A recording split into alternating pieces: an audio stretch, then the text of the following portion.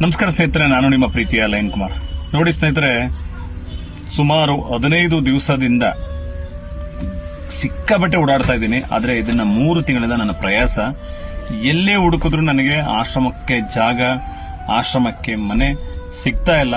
ಅದಕ್ಕೆ ಕಾರಣ ಏನಂತಂದ್ರೆ, ಹೋಗಿದ್ದ ಸ್ಥಳದಲ್ಲಿ ವೆಜ್ ಅಂತ ಕೇಳ್ತಾರೆ, ನಾನ್ ವೆಜ್ ಅಂತಂದ್ರೆ ಯಾರೊಬ್ರು ತಿನ್ನೋರು ನಮ್ಮ ಆಶ್ರಮದಲ್ಲಿ ಇದ್ದೇ ಇರ್ತಾರೆ, ಕೊಡೋದಿಲ್ಲ ಅಂತಾರೆ. ಆಶ್ರಮ ಅಂದ್ರೆ ಆಶ್ರಮನ ನರಳ್ತಾ ಇರ್ತಾರೆ, ಸಾಯ್ತಾ ಇರ್ತಾರೆ ಅಂತ ಹೇಳ್ತಾರೆ. ಬಹಳ ಬೇಜಾರಾಗುತ್ತೆ ಅದನ್ನೆಲ್ಲ ನಾನು ಕೇಳಿಸ್ಕೊಂಡಾಗ. ಯಾರ ಮನೆಯಲ್ಲಿ ಹುಟ್ಟು, ಯಾರ ಮನೆಯಲ್ಲಿ ಸಾವಿಲ್ವೋ ಗೊತ್ತಿಲ್ಲ. ಆದ್ರೆ ಈ ರೀತಿ ಚುಚ್ಚಿ ಮಾತಾಡ್ತಾರೆ, ಬಹಳ ಬೇಜಾರಾಗುತ್ತೆ. ಈ ವಿಡಿಯೋನ ಪ್ರತಿಯೊಬ್ರು ಶೇರ್ ಮಾಡಿ. ಎಲ್ಲಾರೊಬ್ರು ನನಗೆ ಕೊಡುವಂತ ದೊಡ್ಡ ದಾನಿ ಒಬ್ರು ಎಲ್ಲೋ ಇದ್ದಾರೆ, ಅವ್ರಿಗೆ ಈ ವಿಡಿಯೋ ತಲುಪಬೇಕು ಸ್ನೇಹಿತರೆ. ಈಗಲೂ ಕೂಡ ಸುಮಾರು ಕೆರೆ ಹತ್ತತ್ರ ಒಂದು ಜಾಗಕ್ಕೆ ಬರಕ್ಕೆ ಕೇಳಿದ್ರು. ಆದ್ರೆ ಅದು ಸುತ್ತಮುತ್ತಲು ಬೇರೆ ಬೇರೆ ಅಕ್ಕಪಕ್ಕದವ್ರದೆಲ್ಲ ಸಮಸ್ಯೆ ಇದೆ. ತಗೊಳ್ಳಿ, ಯೂಸ್ ಮಾಡ್ಕೊಳ್ಳಿ, ನೀವು ಫ್ರೀಯಾಗಿ ಯೂಸ್ ಮಾಡ್ಕೊಳ್ಳಿ ಅಂದ್ರು. ಜಾಗ ವಿಶಾಲವಾಗೈತೆ. ಅಲ್ಲಿ ನಾನು ನಿಂತ್ಕೊಂಡಿದ ತಕ್ಷಣ ಅಕ್ಕಪಕ್ಕದವ್ರಲ್ಲಿ ಬಂದ್ರು, ಆಶ್ರಮ ಅಂದ್ರೆ ನಾವು ಬಿಡಲ್ಲ, ಮಾಡಕ್ ಬರಲ್ಲ ಅಂತ ಹೇಳಿದ್ರು. ಬಹಳ ಬೇಜಾರಾಯ್ತು. ಅಲ್ಲಿ ಬಂದು ಒಂದು 4-5 ಜನ ಬಂದಿದ್ರು. ನೋಡಿ ಸ್ನೇಹಿತರೆ, ಒಂದು ಆಶ್ರಮ ಅಂದ್ರೆ ಕೋಟ್ಯಾಂತರ ಜನ ಸಪೋರ್ಟ್ ಮಾಡಕ್ ಬರ್ತಾರೆ, ಒಂದು ಒಳ್ಳೆ ಕೆಲಸ ಅಂದ್ರೆ. ಆದ್ರೆ ಎಲ್ಲೋ ಒಂದು 4-5 ಜನ ಇರ್ತಾರಲ್ಲ, ಹಾಳು ಮಾಡಕ್ಕಂತಾನೆ. ಅದು ಚೆನ್ನಾಗಿರೋ ಜಾಗ ಸಿಕ್ಕಿತ್ತೆ ಅಂತಕೊಂಡು ಏನೋ ಅಂತ ಆಸೆಯಿಂದ ಹೋದೆ, ನಿರಾಸೆ ಆಯ್ತು. ಆದ್ರೂ ನನ್ನ ಹಠ ಬಿಟ್ಟಿಲ್ಲ, ನನ್ನ ಓಟ ಬಿಟ್ಟಿಲ್ಲ. ಮುಂದೆ ಇಟ್ಟಿದ್ದೀನಿ ಹೆಜ್ಜೆನ ನಾನು ಯಾವತ್ತೂ ಹಿಂದೆ ಇಡೋದಿಲ್ಲ. ಅದು ಕ್ಲಿಯರ್ ಆಗೋ ತನಕ, ನನಗದು ಸಿಕ್ಕೋ ತನಕ ಬಿಡೋದಿಲ್ಲ. ಅನೇಕ ತಾಯಿಂದ್ರು ನನಗೆ ಕರೆ ಮಾಡ್ತಾ ಇದ್ದಾರೆ ಸ್ನೇಹಿತರೆ. ಲಕ್ಷಾಂತರ ಜನಕ್ಕೆ ವಿಡಿಯೋಗಳು ಶೇರ್ ಆಗ್ಬಿಟ್ಟಿದೆ, ಲೈಕ್ ಮಾಡ್ತಾ ಇದ್ದಾರೆ. ಎಷ್ಟು ಜನ ನನಗೆ ಕರೆ ಮಾಡ್ತಾರಂದ್ರೆ ನನಗೆ ಕಿವಿ ನೋವು ಬಂದ್ಬಿಡೈತೆ 4-5 ದಿನ. ಅವರ ಕಣ್ಣೀರುಗಳನ್ನ ತಡ್ಕೊಳಕ್ ಆಗ್ತಾ ಇಲ್ಲ. ಈಗ ಒಂದು ರೀಸೆಂಟ್ ಆಗಿ ಅಂದ್ರೆ ಬೆಳಗ್ಗೆ ಒಂದು 8:15 ಕರೆ ಮಾಡಿದ್ರು. ನಾನೊಂದು ಫಂಕ್ಷನ್ ಅಲ್ಲಿದ್ದೆ, ಆದ್ರೂ ಒಂದ್ 2 ನಿಮಿಷ ಮಾತಾಡ್ಬಿಡಿ ಅಂದ್ರು. ನಿಮ್ಮ ಆಶ್ರಮಕ್ಕೆ ಬರಬೇಕು ಅಂತಿದ್ದೀನಿ, ನನಗೆ ಅಡ್ರೆಸ್ ಹೇಳಿ ಅಂತಂದ್ರು. ಅದೆಲ್ಲ ಪೂರ್ಣವಾಗಿ ಹೇಳಿದೆ. ಏನು ಯಾರು ಅಂತಂದೆ, ಎಲ್ಲ ಬ್ಯಾಂಗ್ಳೂರ್ ಅಂತ ಹೇಳಿದ್ರು. ಆ ಅಡ್ರೆಸ್ ಸರಿಯಾಗಿ ಹೇಳಿಲ್ಲ. ಆದ್ರೆ ನನ್ನ ಮಗಳು ನಮ್ಮನ್ನು ಬಿಟ್ಟು 19 ಇವತ್ತಿಗೆ ಬಿಟ್ಟು ಹೋಗಿ 19 ವರ್ಷ ಆಯ್ತು. ಎಷ್ಟಿರ್ಬೋದು ನಿಮ್ಮ ಮಗಳಿಗೆ ವಯಸ್ಸಂದ್ರು? ಈಗ ಒಂದು 38 ವರ್ಷ ಇರ್ಬೋದು ನನ್ನ ಮಗಳಿಗೆ. ನನಗೆ 64 ವಯಸ್ಸು ಈಗ. ನಮ್ಮ ಯಜಮಾನ್ರು ನನ್ನ ಮಗಳು ಯಾವತ್ತು ಮನೆ ಬಿಟ್ಟು ಹೋದ್ಲೋ ಅದನ್ನ ನೋವಲ್ಲೇ 1 ವರ್ಷ ಆದ್ಮೇಲೆ ತೀರೋದ್ರು.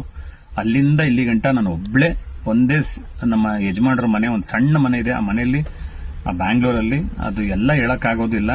ಕಾರಣ ಅವ್ರು ಯಾರು ಅಂತಾನೆ ಬ್ಯಾಂಗ್ಳೂರಲ್ಲಿ ಇರೋರಿಗೆ ಗೊತ್ತಾಗ್ಬಿಡುತ್ತೆ. ಒಂದು ಸೊಪ್ಪು ವ್ಯಾಪಾರ ಮಾಡಿಕೊಂಡು ಇವತ್ತು ಜೀವನ ಮಾಡ್ತಾ ಇದ್ದೀನಿ ಅಂತ ಅಂದ್ರು. ಅವ್ರು ಪೂರ್ಣ ಮಾಹಿತಿ ಹೇಳಿದ್ರು, ಬಟ್ ನಾನು ಹೇಳೋದು ಬೇಡ. ಯಾಕಂದ್ರೆ ಅದೊಂದು ಕುಟುಂಬ. ಯಾರೊಬ್ಬರು ನೋಡಿದ್ರೆ ನಮ್ಮೂರವರೇ, ನಮ್ಮ ಬೀದಿಯವರೇ, ಈ ಒಮ್ಮನೆ ಹೇಳಿರ್ಬೇಕು ಅಂತ ಅನ್ಸ್ಬಿಡುತ್ತದೆ. ತರ ಆಗದ್ ಬೇಡ. ಅವ್ರು ಬಂದಾಗ ನೇರವಾಗಿ ಅವ್ರನ್ನ ನಿಲ್ಲಿಸಿ ವಿಡಿಯೋಗಳನ್ನ ಮಾಡ್ತೀನಿ. ನೋಡಿ ಸ್ನೇಹಿತರೆ, ಹೈದರಾಬಾದಿಂದ ಕರೆ ಮಾಡಿದ್ರು. ನಮ್ಮ ಆಶ್ರಮದಲ್ಲಿ 2 ವರ್ಷ ಇದ್ರು. ತನ್ನ ಅಳಿಯ ಮತ್ತೆ ತನ್ನ ಮಗ ಬಂದು ಕರ್ಕೊಂಡು ಹೋದ್ರು. ಗಲಾಟೆ ಮಾಡಿ ಕರ್ಕೊಂಡು ಹೋಗ್ಲಿಲ್ಲ, ಕಾಲಿಗೆ ಬೀಳೋದ್ ಬಾಕಿ ವಿಡಿಯೋ ಮಾಡಾಕ್ಬಿಟ್ಟಿದ್ದೆ. ದಯವಿಟ್ಟು ವಿಡಿಯೋ ಡಿಲೀಟ್ ಮಾಡಿ ಅಂತ ಹೇಳಿ ಸುಮಾರು ಆಗ ಒಂದು 2 ವರ್ಷದ ಹಿಂದೆನೆ ಸುಮಾರು 10,000 ವಿಡಿಯೋ, ಅಂದ್ರೆ 10,000 ಅಷ್ಟು ಜನ ನೋಡಿದ್ರು. ಡಿಲೀಟ್ ಮಾಡಿಸಿದ್ರು. ಕೊನೆಗೆ ಕರ್ಕೊಂಡು ಹೋದ್ರು. ಆದ್ರೆ ನಿನ್ನೆ ನೋಡದೆ ಅವರನ್ನ ಮೈಸೂರಿನ ಝೂ ಹತ್ರ ಒಂದು ಹೋಟೆಲ್ ಗಂಡ ಹೆಂಡತಿ ಇಬ್ರು ಟೀ ಲೋಟ ತೊಳಿತಾ ಬಿದ್ದವ್ರೆ. ಇಲ್ಲಿಂದ ಕರ್ಕೊಂಡು ಹೋದ್ಮೇಲೆ 4 ಎಕರೆ ಸತ್ತಿಮಂಗಲಂ ಅಲ್ಲಿ ಅವ್ರದೊಂದು ಪ್ರಾಪರ್ಟಿ ಇತ್ತಂತೆ, ತಗೊಂಡಿದ್ರಂತೆ. ಇದೇ ವಯಸ್ಸಾದ ಯಜಮಾನ್ರು. ಅದು ರೆಕಾರ್ಡ್ಸ್ಗಳು ಸಿಕ್ಕಿರ್ಲಿಲ್ಲ, ಕೊನೆಗೆ ರೆಕಾರ್ಡ್ ಸಿಕ್ಬಿಟ್ಟಿದೆ. ಹುಡಿಕೊಂಡು ಬಂದು ನಮ್ಮ ಆಶ್ರಮಕ್ಕೆ ಬಂದ್ರು, ಕರ್ಕೊಂಡು ಹೋದ್ರು. ಅವ್ರಿಗೆ ಏನೇನು ಅವಶ್ಯಕತೆ ಇತ್ತೋ ಹೆಬ್ಬೆಟ್ಟು, ಸೀಲು, ಸಿಗ್ನೇಚರ್ಸ್ ಎಲ್ಲ ಮುಗಿಸ್ಕೊಂಡ್ರು.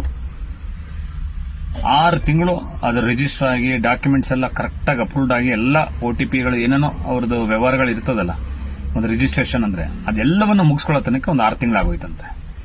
ಏನು 6 ತಿಂಗಳಿಗೆ ಎಣ್ಣೆ ಹಾಕಿದ್ದೇನು, ಕಾಲು ತಿಡಿದ್ದೇನು, ಮಸಾಜ್ ಮಾಡಿದ್ದೇನು, ಅತ್ತೆಗೆ ಸ್ನಾನ ಮಾಡಿಸಿದ್ದೇನು, ಅತ್ತೆ ಹಿತ್ತೀನಿ ಅಂತ ಮಾವನ ಇಲ್ಲಿ ಆಶ್ರಮದ ಕರ್ಕೊಂಡು ಹೋಗಿ ಉಪಚಾರ ಮಾಡಿದ್ ನೋಡಿ. ಅಯ್ಯೋ, ಅವ್ರ ಆಶ್ರಮದಲ್ಲಿ ಇದ್ದಿದ್ರೆ ಇಷ್ಟೊಂದು ಸುಖ ಬರ್ತಿತ್ತಾ ಅಂತ ಅನ್ಕೊಂಡು ಒಂದಿನ ಫೋನ್ ಮಾಡಿದಾಗ ಅವ್ರು ಹೇಳಿದ್ರು ತುಂಬಾ ಚೆನ್ನಾಗಿದೀವಿ ಅಂತ. ಆಮೇಲೆ ಅವ್ರ ಫೋನೇ ಸಿಕ್ಲಿಲ್ಲ. ಎಲ್ಲೇ ಹೋದ್ರು ನಮ್ಮ ಆಶ್ರಮ ಬಂದ್ರು ಹೋದ್ರುವೆ ಅವ್ರು ಎಲ್ಲೇ ಇದ್ರು ಚೆನ್ನಾಗಿರ್ಲಿ ಎಂಬ ಆಸೆ ನನಗೆ, ಕುತೂಹಲ, ಎಲ್ಲೇ ಇದ್ರು ಚೆನ್ನಾಗಿರ್ಲಿ ಅಂತ. ಕೊನೆಗೆ ಏನಾಯ್ತು ಅಂದ್ರೆ, ಇಲ್ಲಿ ಲೋಟ ತೊಳಿತವ್ರೆ. ನನ್ನ ನೋಡಿದ್ಮೇಲೆ ಆ ಯಜಮಾನ್ರು ನೆನೆ ತಬ್ಕೊಬಿಟ್ರು. ಬಹಳ ಬೇಜಾರಾಯ್ತು ಅವ್ರು ಹೇಳಿದ ವಿಚಾರ ಎಲ್ಲ ಕೇಳಿದ್ಮೇಲೆ. ಎಷ್ಟೊಂದು ಜನ ಮನೇಲಿ ಅತ್ತೆ ಸರಿ ಇಲ್ಲ ಅಂದ್ರೆ ಇವತ್ತು ಸೊಸೆಂದಿರುಗಳು ಕಣ್ಣೀರಲ್ಲಿ ಕೈ ತೊಳ್ಕೊಂಡು ಬದುಕ್ತಾ ಇದಾರೆ. ಇಂಥ ಅತ್ತೆ ಸಿಕ್ಕವಳಲ್ಲ, ಇವಳು ಸವಸ ಹೆಂಗೆ ಅಂತೇಳಿ ಏಕವಚನದಲ್ಲಿ ಮಾತಾಡ್ಕೊಂಡು ಬದುಕ್ತಾವ್ರೆ. ಕಾಲಚಕ್ರ ಓಡೋಗಿದೆ, ಅವ್ರ ಮಕ್ಕಳಾಗೋಗಿದೆ, ಇನ್ನೇನು ಮೊಮ್ಮಕ್ಕಳ ವಯಸ್ಸು ಬಂದರೂ ಅತ್ತೆ ಕಾಟ ತಪ್ಪಿದ್ದಲ್ಲ ಅಂತ ಬದುಕ್ತಾವ್ರೆ, ಬಾಳ್ತವ್ರೆ. ಆದ್ರೆ ಅವ್ರ ಮನೆಗಳನ್ನ ಒಡೆದಾಕಿಲ್ಲ, 2 ಬಾಗ್ಲು ಮಾಡಿಲ್ಲ, ಅಣ್ಣ ತಮ್ಮದಿರುಗಳನ್ನ ಬೇರೆ ಮಾಡಿರಲ್ಲ, ಅಕ್ಕ ತಂಗಿರನ್ನ ಬೇರೆ ಮಾಡಿರಲ್ಲ, ಚೆನ್ನಾಗಿ ಬದುಕ್ತಾ ಇರ್ತಾರೆ. ಅವ್ರ ಜೊತೆಲಿ ಸೇರ್ಕೊಬಿಟ್ಟಿರ್ತಾರೆ. ನಮ್ಮ ಹಣೆ ಬರ ಇರ್ಲೇಬೇಕು ಇವ್ರ ಜೊತೆಲಿ ಅಂತ. ಆದ್ರೆ ಸ್ವಲ್ಪ ಜನ ಛತ್ರಿ ಸೊಸೆಂದಿರುಗಳಿದ್ದಾರೆ ನೋಡಿ, ಇವ್ರು ಕಾಲ್ ಇಟ್ಟಿದ ತಕ್ಷಣವೇ 2 ಬಾಗ್ಲಾಗ್ಬಿಡುತ್ತದೆ, 2 ಮನೆ. ನಾನು ಸಪ್ರೇಟ್ ಹೋಗ್ಬೇಕು, ಸಪ್ರೇಟ್ ಬದುಕಬೇಕು. ಅಲ್ಲೋಗಾದ್ರೂ ಚೆನ್ನಾಗಿರ್ತಾರ, ಆ ಯಪ್ಪನ ಹಾಕೊಂಡು ಹಿಂಡಿ ಬೇಗ ಮೇಯ್ಕು ಕಳಿಸ್ಬಿಡ್ತಾರೆ. ಆ ಯಪ್ಪ ಬದುಕಿದ್ದೇನಕ್ಕೆ, ಮದುವೆ ಆಗಿದ್ದೇನಕ್ಕೆ ಅಂತ ಜೀವನ ಜಿಗುಪ್ಸೆ ಆಗ್ಬಿಡ್ಬೇಕು, ಆ ರೀತಿ ಹಿಂಡ್ತಾರೆ ನೋಡಿ. ಅತ್ತೆ ಮಾವ ಬೇಡ, ಅವ್ರ ಆಸ್ತಿ ಬೇಕು. ಗಂಡ ಬೇಕು, ಗಂಡನ ಅಧಿಕಾರ ನನ್ನ ಮೇಲೆ ಚಲಾಯಿಸಬಾರ್ದು. ಆದ್ರೆ ಗಂಡನ ಆಸ್ತಿ, ಕಾರು, ಬೈಕು ಎಲ್ಲ ಮಜಾ ಮಾಡ್ತೀನಿ. ಗಂಡನ ಮನೆಯಲ್ಲೇ ಊಟ ತಿಂತೀನಿ. ಅವ್ನು ದುಡ್ದಿದ್ದ ದುಡ್ಡಲ್ಲೇ ತಿಂತೀಯ. ಆದ್ರೂ ಕೂಡ ಗಂಡನಿಗೆ ಅವಾಜ್ಗಳು, ಅತ್ತೆ ಮಾವನಿಗೆ ಅವಾಜ್ಗಳು. ಎಲ್ಲೋ ಒಂದು 100% ಅಲ್ಲಿ ಈ ತರನೂ ಒಂದು 10 ಜನ ಇರ್ತಾರೆ. ಯಾಕೆ ಬೇಜಾರಾಗಿ ಮಾತಾಡ್ತೀನಿ ಅಂದ್ರೆ, ಅವರೆಲ್ಲ ನನಗೆ ಕರೆ ಮಾಡ್ತಾ ಇದಾರ್ರಿ. ಸುಮಾರು ಜನ ಬಂದು ಕರ್ಕೊಂಡೋಗಿ ನಿಮ್ಗೆ ಆಧಾರ್ ಕಾರ್ಡ್ ಬೇಕೋ, ಪ್ಯಾನ್ ಕಾರ್ಡ್ ಬೇಕೋ, ವೋಟರ್ ಐಡಿ ಬೇಕೋ, ರೇಷನ್ ಕಾರ್ಡ್ ಬೇಕೋ, ಸರ್ ಸತ್ರು ನೀವೇ ಅಂತ್ಯ ಸಂಸ್ಕಾರ ಮಾಡಿ ನಾವು ಬರ್ಕೊಡ್ತೀವಿ, ದಯವಿಟ್ಟು ಕರ್ಕೊಂಡೋಗಿ ಅಂತವ್ರೆ. ಆದ್ರೆ ಆಶ್ರಮ ಸಿಗ್ತಾ ಇಲ್ಲ. ಬಹಳ ಬೇಜಾರಲ್ಲಿ ಹೇಳ್ತಾ ಇದ್ದೀನಿ. ನಾನು ಮೈಸೂರಲ್ಲಿದ್ದೀನಿ, ಇಷ್ಟು ಒಳ್ಳೆ ಸೇವೆ ಮಾಡ್ತಾ ಇದ್ದೀನಿ. ಯಾವ ರಾಜಕೀಯದವರು ಕೂಡ ನನಗೆ ಸಪೋರ್ಟ್ ಮಾಡ್ತಾ ಇಲ್ಲ. ಯಾವ ರಾಜಕೀಯದವ್ರಿಗೆ ಈ ವಿಡಿಯೋಗಳನ್ನ ನೋಡ್ತಾ ಇದಾರೋ ಅಲ್ವೋ ಗೊತ್ತಿಲ್ಲ. ಎಂತೆಂತ 100 ಎಕರೆ, 200 ಎಕರೆ, 1000 ಎಕರೆ ಮಡಿಕೊಂಡಿರೋರು ನಮ್ಮ ಮೈಸೂರಲ್ಲಿ ತುಂಬಾ ಜನ ಇದ್ದಾರೆ, ಎಲ್ಲೆಲ್ಲೋ ಇದ್ದಾರೆ. ಆದ್ರೆ ಎಲ್ಲಾರು 1 ಎಕರೆ 2 ಎಕರೆ ನಮ್ಮಂತವ್ರಿಗೆ ಕೊಟ್ರೆ ಅವ್ರಿಗೆ ಎಷ್ಟು ದೊಡ್ಡ ಪುಣ್ಯ ಬರುತ್ತೆ. ಅಲ್ಲಿ ಏನ್ ಮಾಡ್ತೀವ್ರಿ, ಒಂದು ರುದ್ರಾಶ್ರಮವನ್ನ ಕಟ್ತೀವಿ. ರುದ್ರಾಶ್ರಮ ಕಟ್ಟಿದ ಮೇಲೆ ಅಲ್ಲಿ ಒಂದು ಗೌಶಾಲೆಯನ್ನ ಮಾಡ್ತೀವಿ. 1000 ಜನ ಬಂದು ನೋಡ್ಕೊಂಡು ಹೋಗ್ಬೇಕು ಗೌಶಾಲೆಯನ್ನ. ಹಾಗೆ ಅಲ್ಲಿರುವಂತಹ ಪಕ್ಷಿ ಪ್ರಾಣಿಗಳನ್ನ, ಸಾಕುವಂತ ಪ್ರಾಣಿಗಳನ್ನ ಸಾಕ್ತೀವಿ. ಒಂದು ಆಶ್ರಮ ಅಂದ್ರೆ ಹೆಂಗಿರ್ಬೇಕು ಹಂಗ ಸಿದ್ಧತೆ ಮಾಡೋದಕ್ಕೆ ನಾನು ಕಷ್ಟಪಡ್ತಾ ಇದ್ದೀನಿ. ಆದ್ರೆ ನನ್ನ ಪ್ರಯಾಸಕ್ಕೆ, ನನ್ನ ಸೇವೆಗೆ ಕೈ ಜೋಡಿಸಕ್ಕೆ ಯಾರು ಮುಂದೆ ಬರ್ತಾ ಇಲ್ಲ. ಆದ್ರೆ ಸಣ್ಣ ಪುಟ್ಟ ದಾನಿಗಳನ್ನು ಕೈಲಾದಷ್ಟು ಸಹಾಯ ಮಾಡ್ತಾ ಇದ್ದಾರೆ. ಅವ್ರಿಗೆ ಯಾವತ್ತಿದ್ರೂ ನಾನು ಚಿರಋಣಿ. ಈ ದೊಡ್ಡ ಮಟ್ಟದ ಸೇವೆಗೆ, ದೊಡ್ಡ ಮಟ್ಟಕ್ಕೆ ಅಂತವ್ರಿಗೆ ಈ ವಿಡಿಯೋ ತಲುಪಬೇಕು. ಯಾಕಂದ್ರೆ ಅನೇಕ ತಾಯಿಂದಿರು, ಅನೇಕ ತಂದೆದಿರು, ಅವರ ಕೂಗು, ಆ ನರಳಾಟ ಕೂಗು ನನಗೆ ಕೇಳಿಸ್ತಾ ಇದೆ.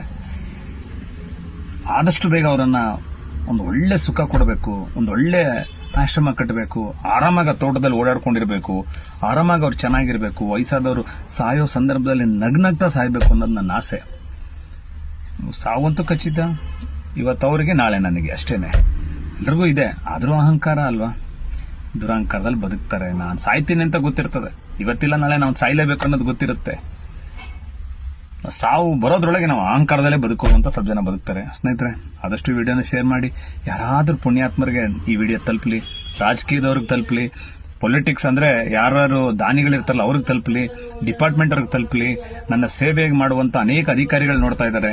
ಆದ್ರೆ ನೋಡೋರು ಅವನೇನೋ ಮಾಡ್ಕೋತಾನೆ, ಆಶ್ರಮ ಮಾಡ್ಕೊಂಡು ಅವನೇನೋ ಮಾಡ್ಕೋತಾನೆ ಅಂತ ಅಷ್ಟೇನೆ. ಏನು ಮಾಡಲ್ಲ. ನೀವೇ ನೋಡ್ತಿರಲ್ಲ, ಆಶ್ರಮ ಕಟ್ಟಿದ ಮೇಲೆ ನಾನು ಏನ್ ಮಾಡ್ತೀನಿ ಅಂತ ನೀವೇ ನೋಡ್ತಿರಲ್ಲ. ಪ್ರಮಾಣ ಮಾಡಿ ಹೇಳ್ತೀನಿ ರೀ, ಆಶ್ರಮದಲ್ಲಿ 100 ಜನಕ್ಕಿಂತ ಹೆಚ್ಚಾಗಿ ಎಷ್ಟು ಜಾಗ ಸಿಕ್ಕುತ್ತೋ ಅಲ್ಲಿ ಸಾಕೋದನ್ನ ನೋಡಿದ್ರೆ ನೀವೇ ಖುಷಿ ಪಡ್ತೀರಾ. ಅಷ್ಟು ಚಂದವಾಗಿ ನಾವು ನಮ್ಮ ಆಶ್ರಮದ ರುದ್ರರನ್ನ ನಾವು ಕಾಪಾಡ್ತೀವಿ.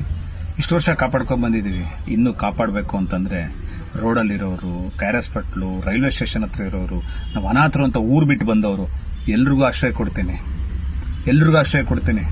ಸಂತೋಷವಾಗಿ ನಮ್ಮ